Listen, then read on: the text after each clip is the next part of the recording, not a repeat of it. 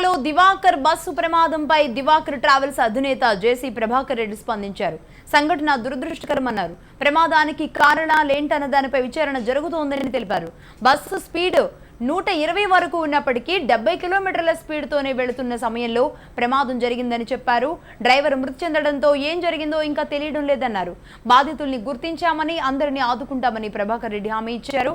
Driver నిద్రమత్తులో ఉండడం వల్లే ప్రమాదం జరిగుండొచ్చని TDP MP JC Diwakar Reddy భావిస్తున్నారు. గాయపడ్డ వారికి మెరుగైన వైద్యం అందించేందుకు చర్యలు తీసుకుంటున్నట్లుగా తెలిపారు.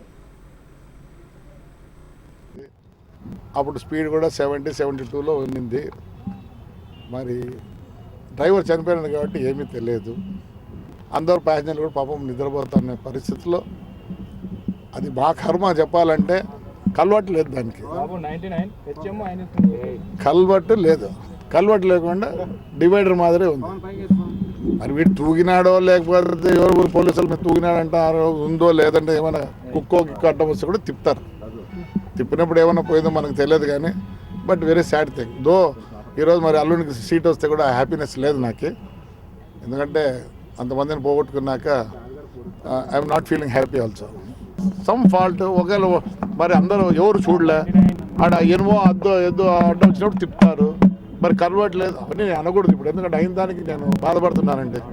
దిస్ ఇస్ ఎంతన్నా ఉన్ని ఏమి బస్సు పోయిందాక నాకేం కాదు, వాస్తవంగా చెప్తున్నా. ఎందుకంటే బంపర్ టు బంపర్ ఇన్సూరెన్స్లు అవన్నీ ఉంటాయి కాబట్టి ఏమి కాదు.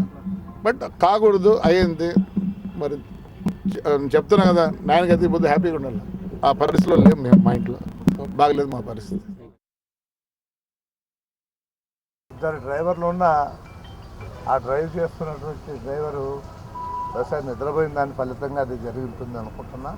ఏదేమైనా చాలా దురదృష్టకరమైనటువంటిది. ఇది ఎవరు ఊహించినటువంటిది. చనిపోయిన మా కుటుంబాలకు మా ఆత్మ మా మా మా సంతాపం, వారి ఆత్మ శాంతించాలని కోరుకుంటున్నాం. ఆ చనిపోయినటువంటి వాళ్లకు, ఆ గాయపడ్డటువంటి వాళ్ళను కూడా ఆసుపత్రికి తీసుకునేటువంటి పరిస్థితి అక్కడ కలగజేశాం.